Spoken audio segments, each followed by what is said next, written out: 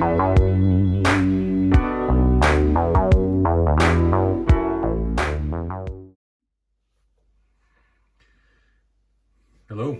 been a long time, so it seems. Well, not so it seems, it has been a long time, hasn't it? Do forgive me, but life got in the way. So I thought I'd show you some of my latest purchases, which I haven't yet got into. They received this afternoon. I also picked up a barn, etc., which is now on my war games table. But yeah, I've got to get stuck into these. These are very special pieces of kit. These are from Grand Manor, and it's part of their kind of accessories and Prussian range. Those houses at the back, you might see in some sexy photographs from Perry's and things like that, because they've got these sets as well. But I've had my eyes on them for an absolute age, and they're not cheap in the raw resin conditions that you see them there. But if you buy them painted, which is he's converted his business into a painting service of these things, and they really are for the wealthy. Luckily, he started doing some raw resin sales recently, and I quite like painting this stuff. It takes me ages, but I picked up my Outhouse, which I was really pleased with. The purchase before these, which is why it's nearly painted, ready for a bit of grass, started grass or whatever on there. So I thought I'd just give you a quick look at them. I'll get them painted up and then maybe show you them when they're finished. It's going to take an age, so don't hold your breath. Might have been wiser to do this video and then do a follow-on immediately, but I haven't done a video for so long that I thought I'd just give it a bash again and see if it suits. If it does, I'll do some more. Anyway, so what have we got? We've got the large Prussian townhouse at the back there with the coaching house next to it. So they are two separate pieces, and this thing here, this is the wall that goes with it. So let's take a look at each of these. So this is the outhouse, as I said. The roof and the door come separate. It is a couple of quid, but the idea was I was going to put this on a kind of a town square. So I play black powder, and you know, a 1 foot tile is kind of the size of a town square. I've got the Grand Manor, blacksmiths, and I was going to put that at the back, etc., etc. But actually, we're moving away from squares, so it'll just go on the table as is once it's got the grass on, and we'll see how it goes in any case. But it's nice. I really like it, and that's what counts really, because you've got to be pleased with what you like. So that's that one. We'll pop that to one side, and then a well. Every little village needs a well. Just been painted, dry brushed. Might put some of the black or, you know, gun metal colour around the ridge, the ribs around the water containers, but I might not. Might just leave it as it is, get the grass on there and put it on the table, because you'd never see any sort of detail. Luckily enough, I've got an 18-foot table, so you know, it's pointless almost. But not everybody's the same. I'll probably get a comment on it. So there's that. Then there's this thing, which I was really surprised at, actually. You can see it comes with that thing in the middle, like the saint. It's for the Russian range, I think. It's a shrine for the Russians to stop and pray at. My buddy across the road, Bill, he's got a Russian army, and I already bought it just to go along with the Russians.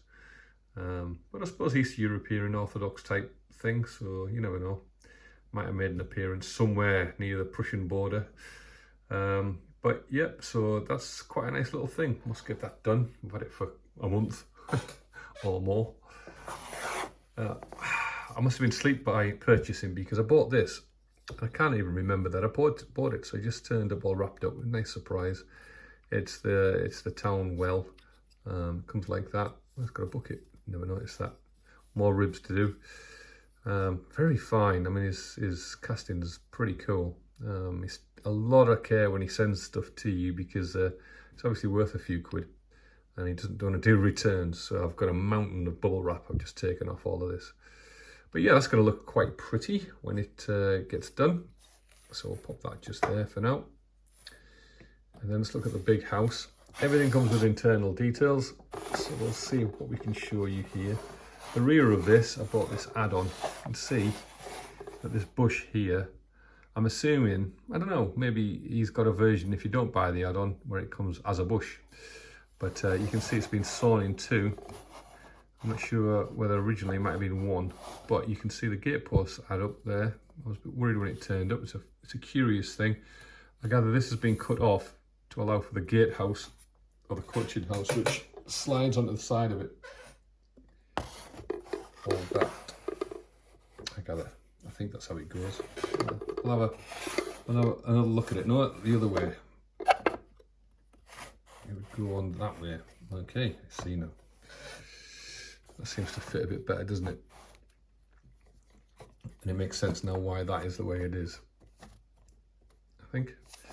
Anyway, it's quite a substantial thing and a hell of a lump of resin. I'm going to spray it an undercoat of like a brown.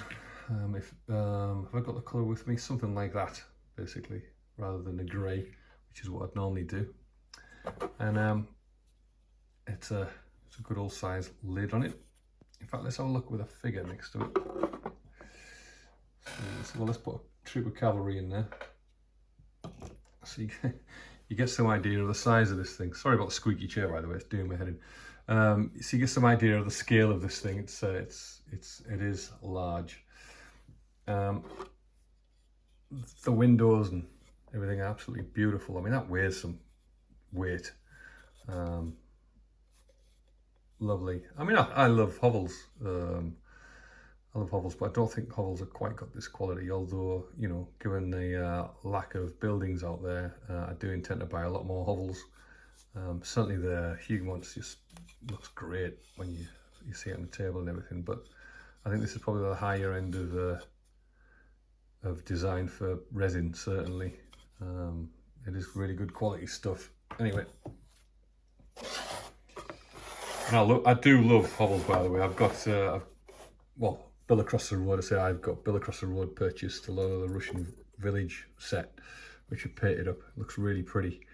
So you can see the internal detail there. I think this comes out, and there's a ground floor staircase there that comes separate. So if you like your Second World War, or you need to have these things, the internal detail, it's all there. You can see this comes with a door. I suppose it could be pulled out and done. You could do something with it. I don't know what exactly, but I won't be painting the internal elements of it, I don't think.